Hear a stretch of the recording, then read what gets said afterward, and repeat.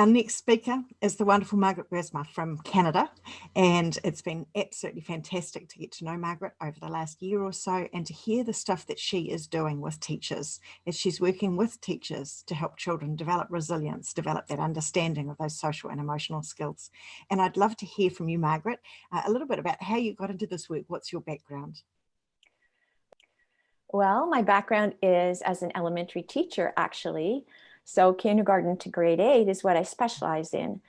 But throughout my career, I have loved doing teacher workshops. So it started like that. And I just love those aha moments that I see in the faces of teachers when I give them new strategies that they could try the next day with their students. It's the same aha moments we all experience with our students too. And it doesn't matter if they're adults or kids, right? Mm-hmm. So then when I actually was at the age of retirement, I decided, instead of doing it part-time, I would do it full-time. So that is what I'm into now. And then I realized there's a whole new learning curve to being an entrepreneur. So it's taken a while, but it's coming and I'm super excited. I get to travel when it's not COVID. And I've traveled to your place, to New Zealand, and I've done a big project a year ago exactly now in Holland as well. And they want me to come back to teach even more of their teachers. So, but they would like to do it in person. So I am waiting. Yes, absolutely. And that's one of the things, isn't it? You're saying there about the becoming an entrepreneur and it requiring a whole new set of skills after years in the education system. So yes. If you're thinking about that or anything else that you've seen in your life, what do you see are the current challenges in the education system?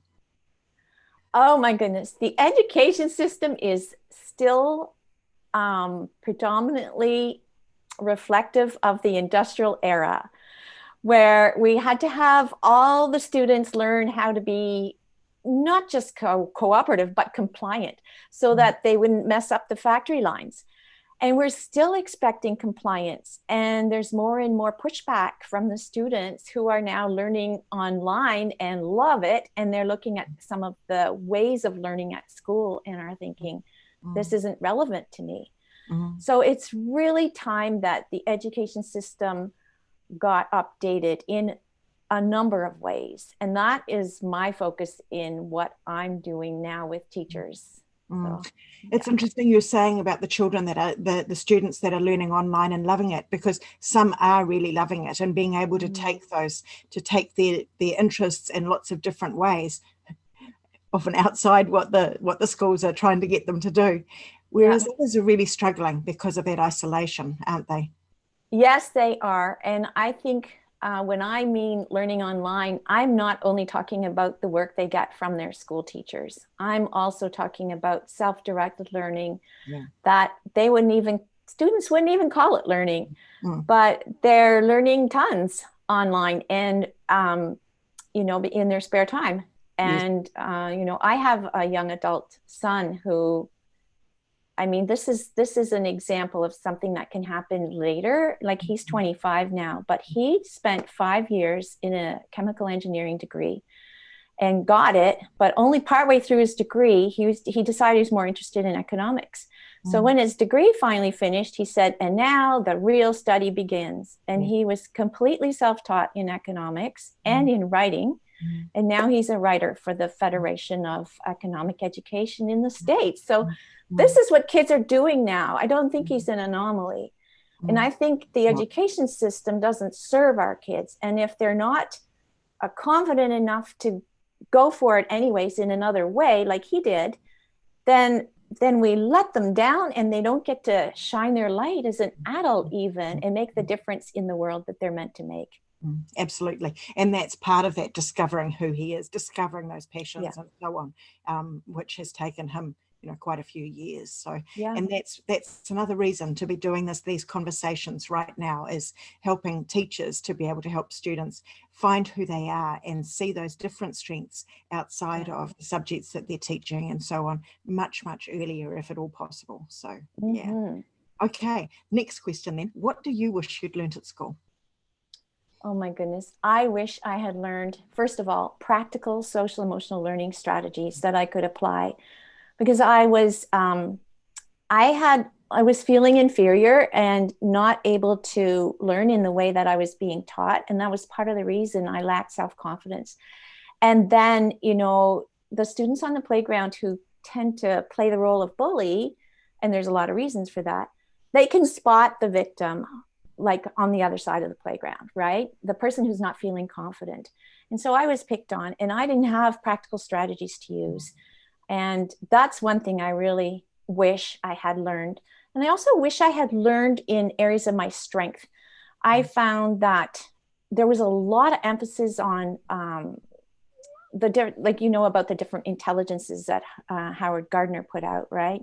So we learn in traditional schooling a lot about mathematical, logical, and about linguistic learning.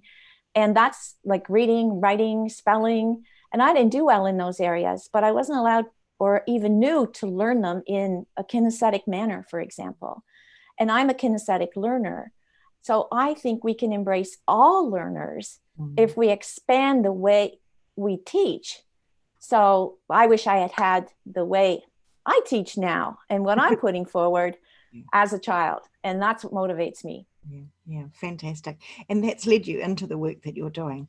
Yeah, so indeed. I'd love to hear about the work that you're learning, and you've given me some questions to ask you, which is fantastic. So you're committed to fostering that resilience and that emotional intelligence, as am I, and talking about the students needing those real life skills, the things that we can use in everyday life, way beyond the subjects and so on that so many teachers are teaching in schools. So you've got an idea of what a better education could look like. Can you tell us about that? Okay. In general, it's whole brain learning. So utilizing the different parts of the brain, the way we see babies come into the world, they know how to express themselves without using words. So physicalizing. It turns out that, you can turn the sound off on a video and the child is throwing a temper tantrum and that they're angry. That's a physical expression of how they're feeling.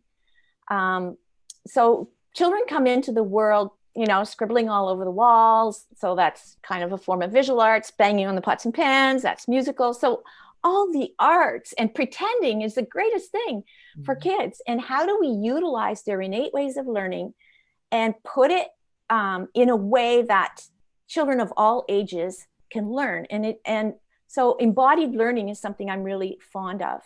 And that is becoming a character inside a story, for example, physicalizing it as well, because that uses the parietal lobe, which is not really attended to, is not utilized enough by most teachers because they're uncomfortable with children moving around. And so we're placed in the seat and need to be compliant and learn by listening. But if you have, for example, an auditory perception problem, which I had as a child, learning through movement and discovery and play is how one learns naturally. And especially students who have some kind of issue that prevents them or makes it even more difficult to learn in the traditional manner. So I don't know if that addressed the question, but. Yeah, that's interesting because many of our primary schools in New Zealand here are heading in towards play-based learning. And so, being able to have those play activities set up, if you like, and then to be able to encourage learning through exploration of those activities. And it's been a huge change for many of the teachers. I think it's much easier in the early childhood space where we've had that play-based learning, child-initiated play for a very long time. But yeah, it's a totally different way of learning, and for teachers to understand that the children are learning so much in that space. So fantastic. And I think in the early primary grades, free play is part of play-based learning. But I think as children grow a little bit older, like grades 1 to 8, for example, and beyond, doing intentional guided play is a fantastic way of learning. And I call that living inside a story. Right. So when they can get out of real life for a little while, empathy gets built when they are inside a real story, having to problem solve as the characters would, not knowing the end of the story. The end can be the student's ending, but just allowing for that space to grow and develop and understand different perspectives and build empathy is so incredibly powerful, and it's not forgotten. I had a student once who learned that way when I first started teaching that way. And she had a major accident with brain damage. And people told me, don't worry about Stephanie, because, you know, she is probably not going to remember you. And I had been away for a number of years. And she did. She remembered everything I did. She said, I remember, you know, about that erosion unit where we were the town council and we had to figure out the different solutions to this local problem that we really had. And she knew it all. Yes. And that's just a testimony for this type of learning. Absolutely. And there you can really see that embodiment, can't you? The living inside the story. And how powerful, because it means if you've done it into that situation, they've got the skills to be able to take that and to be able to put that into another apply it to real life. And we always come in and out of role, reflecting on real life and how that makes a difference in the world, in our personal lives, or in other texts or mediums. So important to help them make those connections regularly. Fantastic. Okay, so you also talk about it being really important to prepare children before going into the story. Okay. Yes. So, can you share an example of that? Yes. Okay. So here I'm just going to give you an example of this unit that I just created. And most of the time when I do a virtual workshop, it's a unit that I've already done with the children. But I happen to know this author, and she has released a brand new book called 111 Treaties. And it's based on a folktale, an Indian folktale with a really good message. And so the pre-learning that I would do really it's kind of like spiral teaching, where you introduce little concepts, but then you see them come up again once you're in the story. So I'm just going to refer to my notes for a second, just to give you an idea. So one thing I teach inside the story is a social emotional learning technique I call be, do, have. Right. And it's a way of getting yourself ready with the right attitudes and the right frame of mind so that you can do what you need to do so you can have the success that you want. So here, and I think it's probably worldwide, teachers need to display the success criteria for each lesson or each unit of work. So what does a student need to do to be successful today? And so I use that as a pre-story activity. And so we list the expectations, and the units that I do are cross-curricular.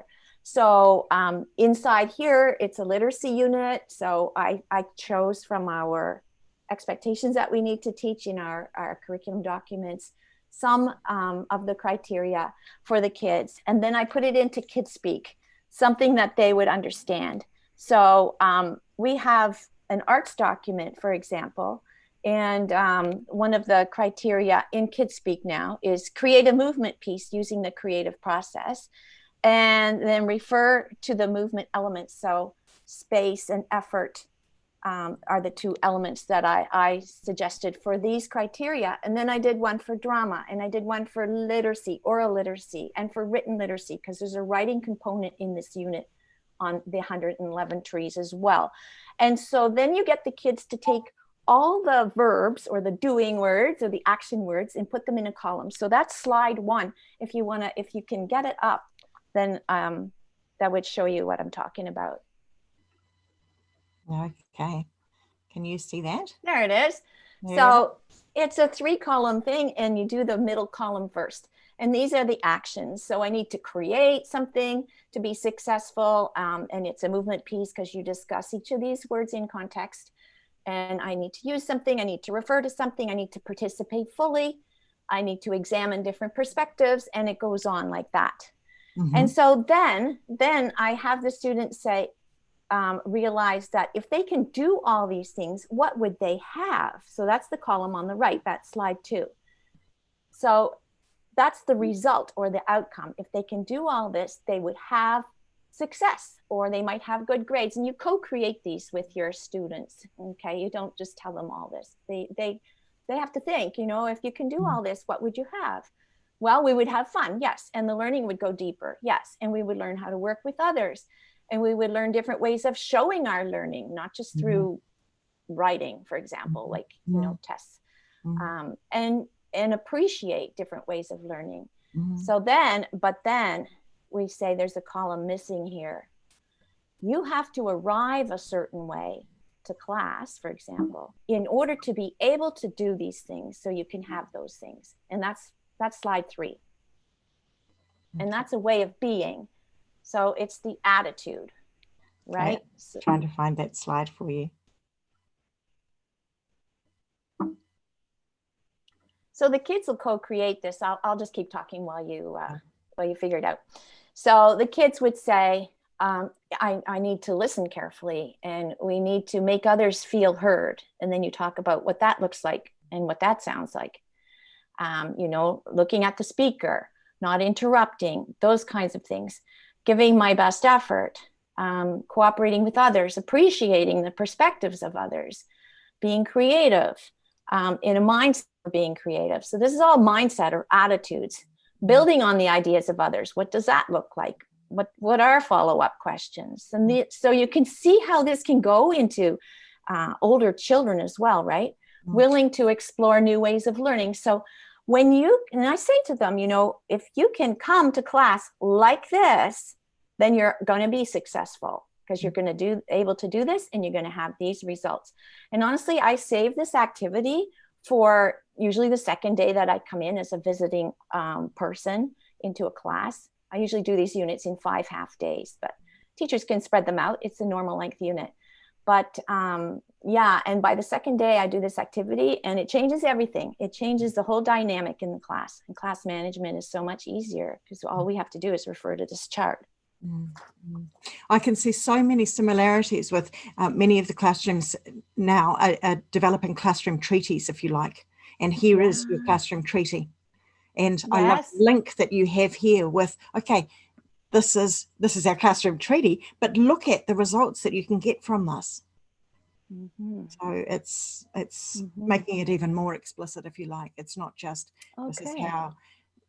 this is how to be a good friend type thing, but actually this is how to be a good friend and to achieve success and to learn much more and to be able to bring more ideas into, and to be able to question more things, and, you know, with your examine and your generate and those sorts of things. So it opens. So I'm glad it resonates. That's great. And I like that, the term a peace treaty, or is that what you called it? A treaty? Called it a classroom treaty. Yes. A classroom treaty. Yeah. Yes. That's cool. It brings in the whole Indigenous, and we're focusing on that in Canada now too. So, so another pre-activity I would do for this unit is something called 4 corners. So you may have heard of 4 corners. I put like really famous thought-provoking quotes in each corner of the room. And I have students read them and decide which one resonates the most, which one speaks to them the most. And then they stand underneath that and they talk to the others about it. Why did you come to this group? And what, you know, so they're talking specifically about the quote and why it resonated for them. And then one of them becomes a spokesperson and speaks on behalf of the group to the rest of the class. And so that's really a minds-on activity. We haven't entered the story yet, but it really gets them thinking. And the quotes are all about the theme of the story. So the theme of the story is, in this case, is success. Like how are you successful? So this activity that I did with the Be, Do, Have comes back inside the story when the character has to gather their own strength and get some resolve. And how do they do that? They know to do the Be, Do, Have. So that's how it's spiraling around in our unit again. And then in the handout that I gave, it's pretty detailed. I gave a couple of other options for pre-story activities, but it really helps to bring them in to the story, and they'll recognize their work and have a deeper appreciation of the story because of the pre-story work. Mm-hmm. It is so important, isn't it? Preparing that ground. And it's interesting you're using the quotes there, because many people in New Zealand, we use whakatoki, or which are proverbs from Māori culture, and they are really useful for helping people to understand different ways of be, do, know, being, doing, and knowing. Do you, yeah, and being able to have those conversations around that. So I love being able to use those quotes, those ideas. Yeah. They're pretty profound. I love working with quotes too. I do it often. Yes. Have we finished with the slides here? The next one is actually the author, I believe, doing the reading of the story. No, that's not the next one. That's the one before, I think. So that's it. So we'll talk about that next. So I wouldn't normally read the story to the children ahead of time. Even if I'm doing a unit with adults, I don't read the story ahead of time. Why? Because I use the story as a provocation. So I might use the setting and the characters in the story, and they become those characters. But then the story often takes off in a direction that might not be what the author did with the story. And it doesn't make it right or wrong. It just makes it stronger because the class owns the story and the direction of the story. So when you get really skilled at what I do, you really don't need the story except for maybe for the setting and the characters and the problem. So, but the solution the kids have to come up with, and that can take a number of activities. So the type of, this isn't just my own methodology. This is actually called process drama. So it's not theater at all. It is a whole bunch of strategies that help embody the learning. That's a summary of it. And I think in the handout I put a link to an article that describes it really well. Yes. And otherwise I can provide it. So what we could do, because we're teachers, and teachers do have to read the whole story when they're trying to create a unit like this, let's listen to what the author's reading of the story. And she might be a little bit hard to understand, but that's okay. You'll get a little appetite for it, and then we'll dive into it. Now, this book tells the story of how one village celebrates the birth of every girl. Now, to give you context, I want to read the preface to you. Not too long ago, a village in India was ruled by ancient customs. There, the birth of a boy was celebrated with the beating of pots and pans and the sharing of sweets. A son was a blessing from the gods, someone who would carry on the family name and take care of aging parents. The birth of a girl was welcomed with silence. A daughter was a burden, someone who would cost parents a dowry. That's money given to the groom's family. So when she got married, she would become the property of her husband. But today things are different in that village. Today, one girl is equal to 111 trees. This story is true, and it started with a boy named Sundar. Now, as a boy, Sundar Paliwal witnesses the struggle of those around him, how irresponsible mining ravages the countryside, how ancient customs and beliefs cause gender inequality and discrimination. He dreams of a better life for all, both boys and girls. So years pass, Sundar grows up, marries, and becomes a father. When he's elected the village head, he proposes a plan that will both heal the land and honor girls. So this is his plan. Every girl born in the village will be welcomed with a planting of 111 trees. Now the villagers reject his idea. They argue, they are afraid, they just don't understand. So I'm going to read an excerpt from here.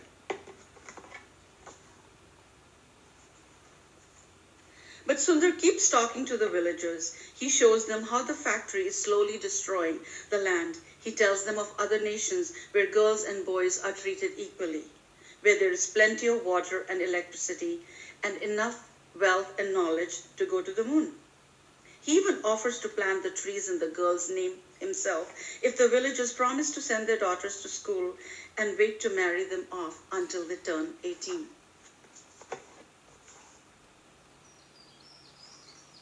Slowly, very slowly, the villagers begin to understand that by welcoming girls and planting trees, they might bring balance back to nature.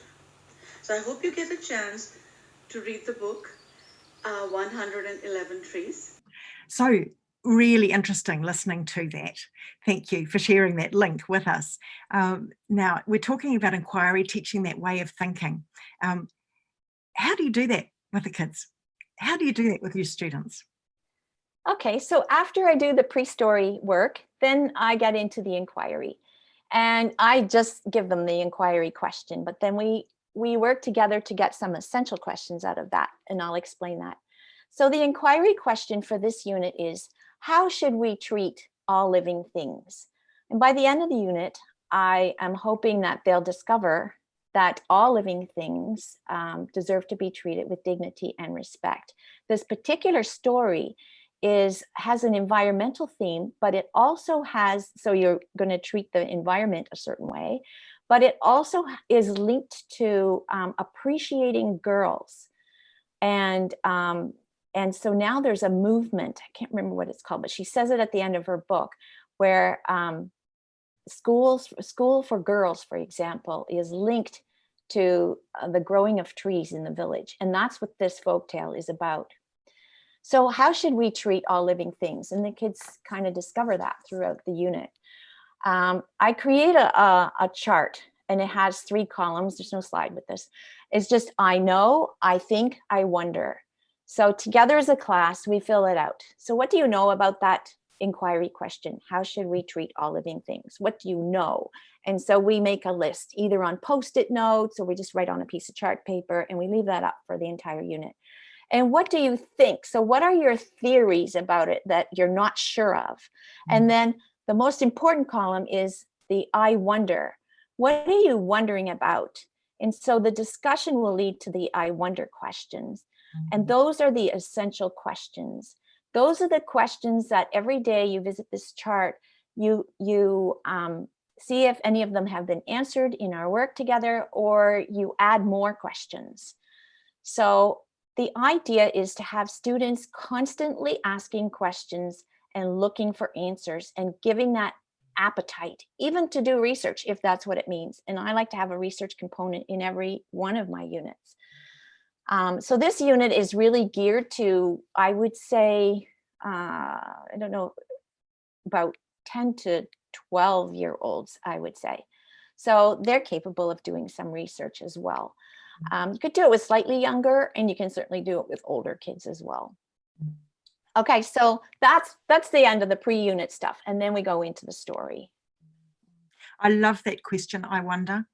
And I use it with all sorts of ages of people, actually. I use it with preschoolers, I use it with adults, Yes. I use it with people of any age, because of course, it gives you permission to think about other things, you know, and to actually think about what is important for you. What do you want to know? What do you wonder about? And yeah, it's a really opening question, isn't it? It's good to do think, pair, share too, because sometimes kids are reluctant to share what they wonder about, depending on the emotional safety that you've built in the class.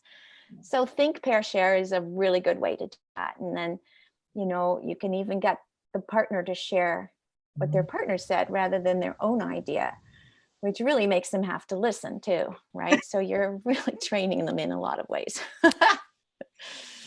Absolutely. All right. Okay. So then, so then I'll take you into the story, okay? And we'll just highlight some things. I won't go through everything. That's in the handout. Yeah. So I love embodied learning as a way of starting. And sometimes children that are, 12, 13 years old, they don't really want to do, like, I never call it dance, but in our curriculum, it's called dance. And what it is creative movement. So it is not your typical dance forms that we're doing with the students. It's allowing them to find comfort in their bodies, to realize they do express themselves physically and their feelings and their ideas, and that that you can train that. It's like giving them another tool with which to express themselves. And I learned later as an adult, that is my favorite way of expressing myself. So I have taken a lot of dance classes as an adult because we couldn't afford it, as my parents are Dutch immigrants, no money. But I'm just saying that the way I'm teaching is the way everybody can learn. Like kids who are really good at the traditional ways of teaching sometimes struggle with this, but it puts them on an equal playing field. And the kids who are often hard to manage in class, they're the ones that shine in this kind of learning, and they actually become cognitively a whole lot more aware and can contribute answers in conversations because they've embodied the learning first. So I start with an embodiment activity. So in this story, and I've written it all out in script form for the teacher who's not used to this. And if the students aren't used to this, I told them how to scaffold it carefully so that you can have a sense of comfort with this. But you enter the story. The story starts with the people are all in the field and they're working hard. And so let's show that we're working in a field. And so we might brainstorm some words like hoeing and weeding, and everybody finds a spot in the room by themselves, which in younger children I would call their bubble, but in older children I call it their kinesphere. And they can face a wall because they don't want to be self-consciously looking at others, and they can close their eyes as long as their feet are fairly planted and they don't bump into people. So I take you through that, and the kids are really into it. Sometimes they put background music on, like working and drudgery kind of music. I never use music with words because that's too much to comprehend. They're trying to get into their own space, and the words are too dictatorial. So I always use music, but I use it with no words. So that would be the first activity. And then I would play like mood music for pulling weeds and hoeing and planting. And that's what they did every day, these people. Or they went to the well to fetch water, which took hours back and forth in a day. And it was the woman's or the girl's work to do it. So we experienced that in our bodies, and what is that really like? And so I like the music, Pachelbel Canon, for that background. And if you have half the class, once they've developed like a little movement sentence, you can have half the class show the other half of the class. And that is really neat because they get ideas when they watch other people. So that's the first thing I do. You can videotape it too, for the kids to do self-assessment. Did I use the space? Because I develop words like how you're using the space with different levels, high, middle, low. What kind of effort are you putting into it? Does it look like you're really hoeing, or are you just kind of, not showing the effort that's involved? So we develop movement vocabulary through this activity as well.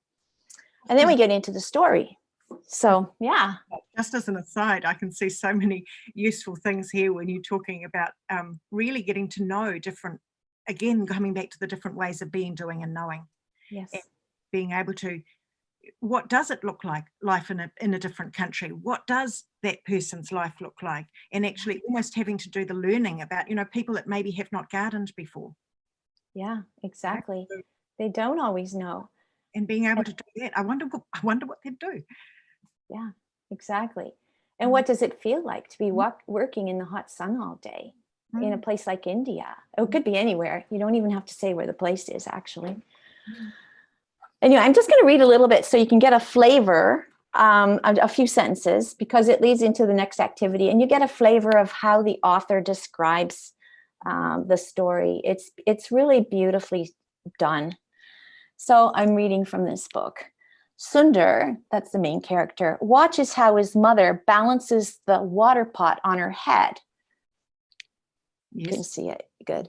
Walking to the well with her every day in the blistering heat is hard, but it's his favorite thing to do. It's the only time he has her all to himself. So you can stop at different points and do some activities with it. So what kinds of things would Sundar talk about with his mother when he has her all to himself? And then we generate a list on paper. And then we use one of the essential questions, or the I wonder questions, such as maybe one of them is, why do girls not get to go to school in some countries? And that is maybe not a question that would come up in the brainstorming. And you can use one of the children's brainstorming. I think it gives much more validation to the whole thing if you use one of theirs. But I'm just coming up with this one. I have had students say things like, I wonder why parents argue and are disrespectful to each other. I've had grade 7 students have those kind of questions come up in the I wonder column. So it's very meaty, it's very deep. And that's where I want to go. I find a lot of teachers they are so overloaded with expectations they need to cover. It's hard to go deep.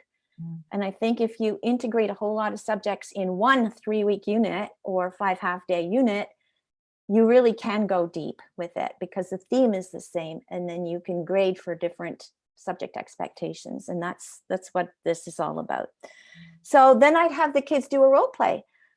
Person A would play the parent and person B would play Sundar as a child. So Sundar might say to his mom, why do girls not get to go to school in some countries? And then the mom would have to come up with an answer. And even though students don't know the answers, they pretend that they know the answers, and it's okay with them because they're enrolled. They don't need to know it because they're enrolled. And so that's one of the rules of role play. If you don't know, you make up a plausible answer. And that's a skill in itself, right? And you have to listen to the feedback that you get. So the conversation is two-way. And so that really, it trains not just empathy, but it trains real listening skills. And then after a few minutes, I just cut it off. And then in the meantime, I have gone around to a couple of different groups. And if I see anything that I think, yeah, these kids are ready to share, then I'll ask them, would you, not in front of everyone, but before I stop everyone, I'll say, would you just share what you just did again? And we're going to pretend that we're eavesdropping in on your conversation. And if you do that with a number of groups, then you build a collective knowledge and your story gets built. And then sometimes you have to choose one, of those stories to go with in your quote drama, but in your story. So that's an example of a role play activity that's fairly safe. It's only in partners. Everybody's doing it at the same time. Nobody feels like they're being singled out. So you want to build that emotional trust so that eventually you can have people be singled out and they're totally fine with it. And I can do that within half day. It's incredible how fast that can happen. Yeah. And then, it continues like that. I build in like environmental issues, like because this story is so focused on environment, I introduce the 4 laws of nature. And the 4 laws of nature is something that teachers can expand on. I don't know what it's like in New Zealand, but in Canada, at every grade level, we have an environmental curriculum. So this would fit in with any grade level. So the 4 laws of nature are, there is no waste in nature. And so they can talk about that, building examples of that. Everything is connected. That's number 2. There is no such place as a way. For example, pollution, affects us all. And the earth has limits. And so you can flesh out those ideas and bring it all back to the story. So the story is kind of a springboard.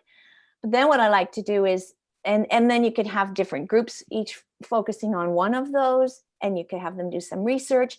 And then you can put it into a song. And I've done this with kids before, where they actually have to, in their group, they have to change the words to a typical tune. So one group might do a song like, change the words to Frère Jacques, or I don't know what you call it there, Father. No, it's fine. Frère Jacques, okay, you know it. All right. And then another group would do Row, Row, Row Your Boat. And another group would do Poor Bird. You might not know that. And then another group is Hey Ho, Nobody Home. And I like using those 4 tunes because they all go together. You can sing them all at the same time and it sounds gorgeous. And it's really not that hard.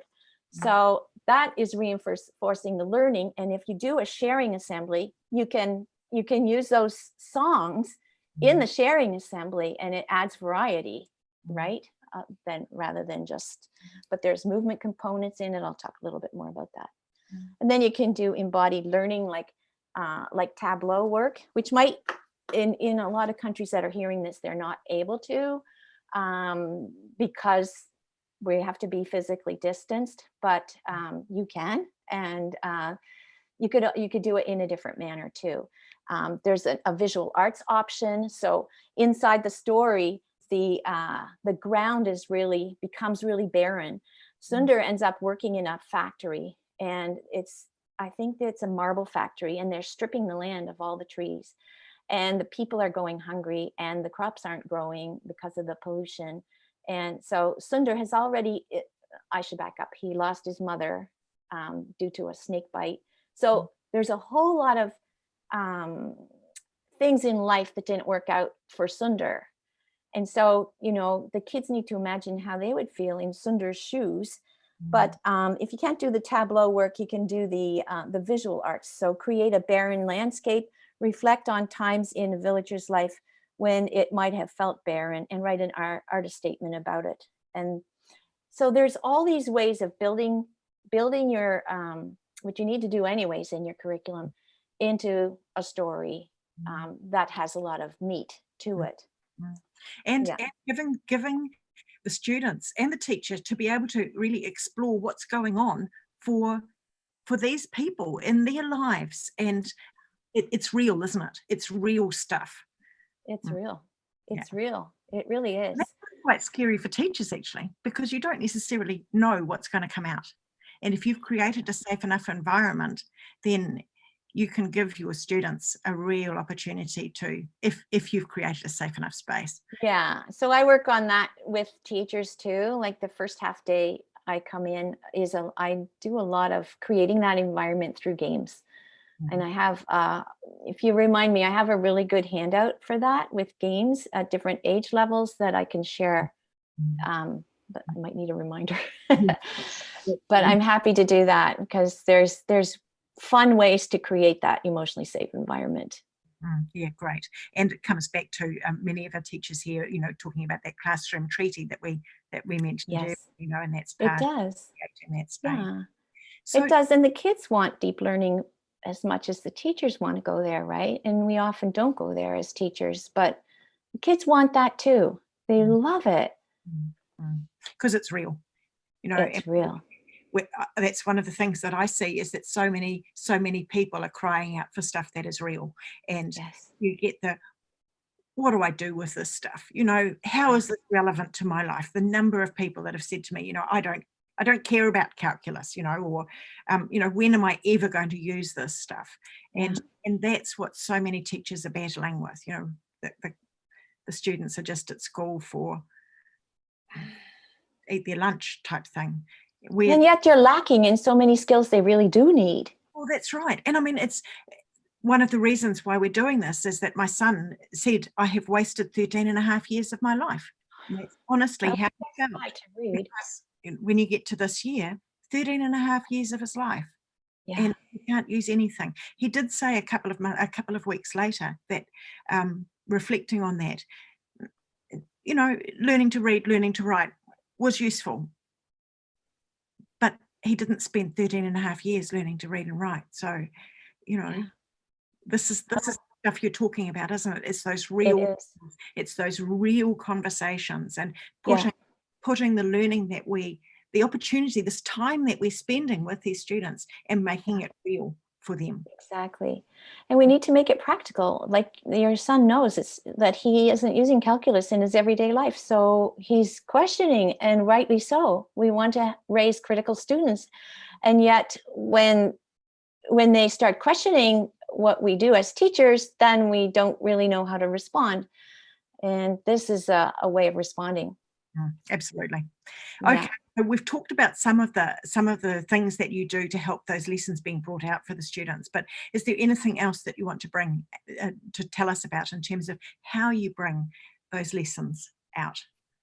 So thank you. So inside that story, Sundar ends up quite despaired, and he sees that his whole village has gone to nothing, and the villagers are dying.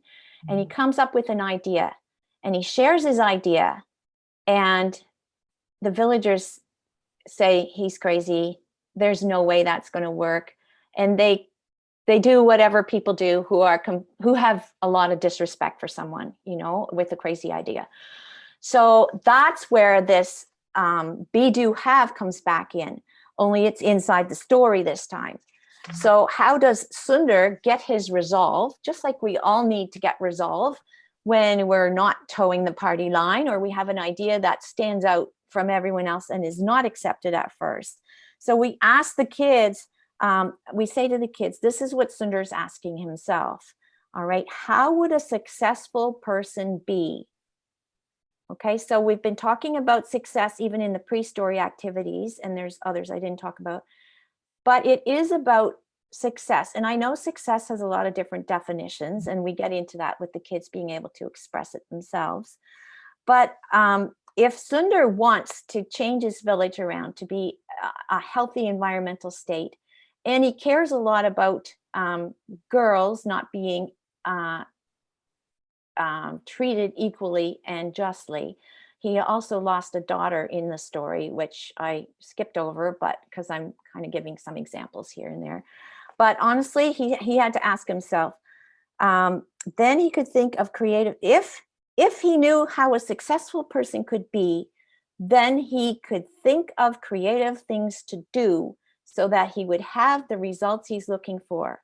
And that is a deep SEL strategy that people don't realize. And I could divert from the story to give you a real life example.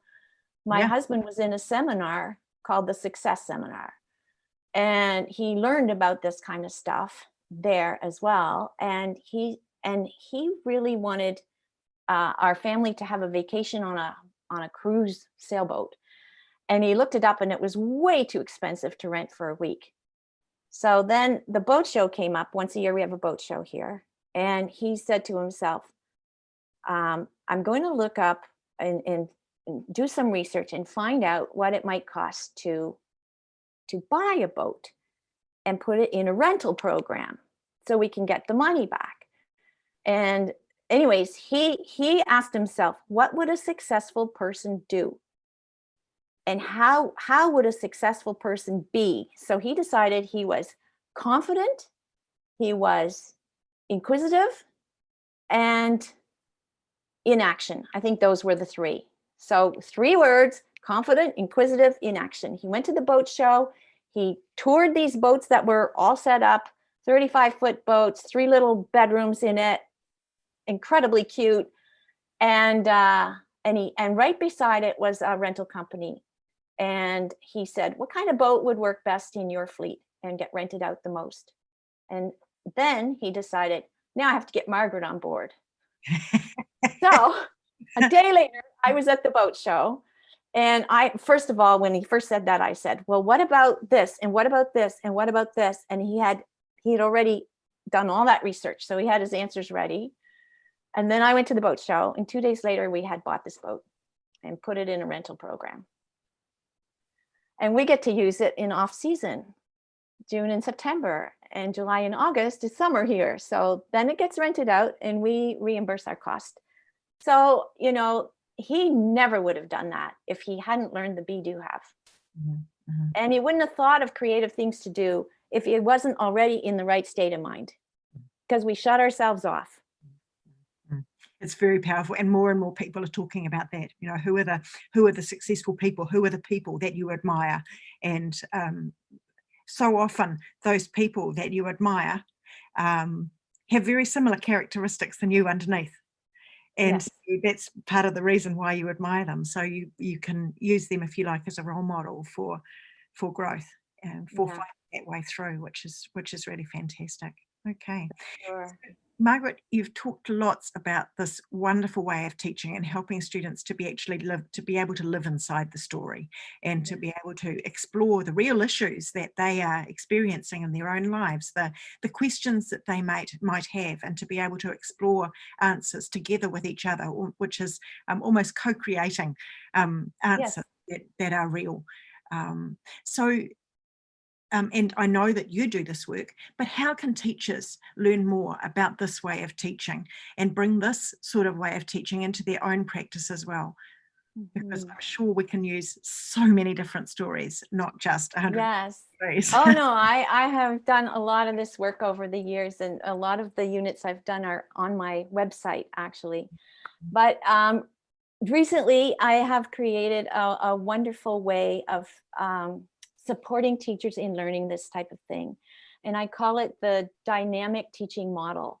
And if you picture like 3 circles of a Venn diagram, the first one is SEL. So social emotional learning, we need to do as teachers. We need to do it for ourselves. And of course, when I do these kind of programs with teachers, we always talk about, well, how do I do that with my students? And of course that comes up, and of course I'm going to tell you, right? Like, and we're going to figure it out together. But I've done a ton of training in this over years, and I'm so excited to roll this out. So right now I have registrations for a parent program, because we are in a triangle. We have to support the student. There's parents and guardians, and there's teachers. And teachers need training. Parents and guardians need training in order for the student to succeed. So I'm doing parent programs on social emotional learning and teacher programs on social emotional learning right now. And soon I will be rolling out the methodology that I just shared with you, which is the practical side of giving students an opportunity to practice their social and emotional learning skills so that they can apply it in real life. If we don't give kids a chance to practice, and the same with adults, if we don't practice first in some kind of a role play or something when we're calm, we won't be able to access that when we're triggered or activated. So this type of integrated learning works better with the elementary model because of schooling, because in high school, at least in Canada, we still go from one subject to another, you know, on a rotary basis. So it's not as easy, but it still can be done with high school as well. Okay. And then those two end up in the third circle, which is implementation. And that is like an advanced professional learning community, which hasn't been established yet. So that is the dynamic teaching model. And I can't wait to write all about it.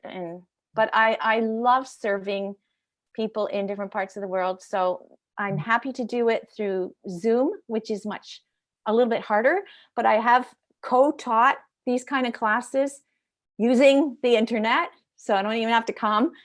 But because they're so interactive, the teacher needs an active role in that, of course, right?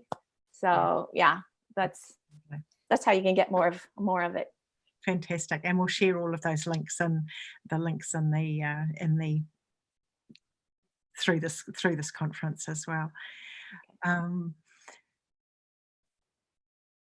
It just made me think of something as you were talking about that, and that is that you identifying that social and emotional learning and doing that with the teachers. And I'm finding that with teachers, with parents here in New Zealand, is that often they will come to courses to be able to learn about how they can do the stuff with the children. But just as you identify, actually, there's a massive gap in our learning, because we went through this education system which didn't teach about social and emotional learning. And our children, in a way, are lucky because they're starting to get that stuff. I have run a lot of programs with teachers, and they'll say at the beginning, you know, I came to be able to fix the students, but by the end of this program, I've fixed me, and they're so much happier, healthier, loving their job, inspired to do more work with the children. And it's that depth of understanding of their own emotions and that understanding of what makes us social beings and how to connect with others. So thank you very, very much for the work that you're doing with teachers and the result is with these amazing young people setting out into the world. So thank you very, very much, Margaret. Yeah, you're welcome. My pleasure. Fantastic. I look forward to serving your community should the opportunity arise, but we can work out a time that works. Yep. I know your time zone's totally different. They sure are, but that's all right. Okay. Okay. Very, very much. Thank you.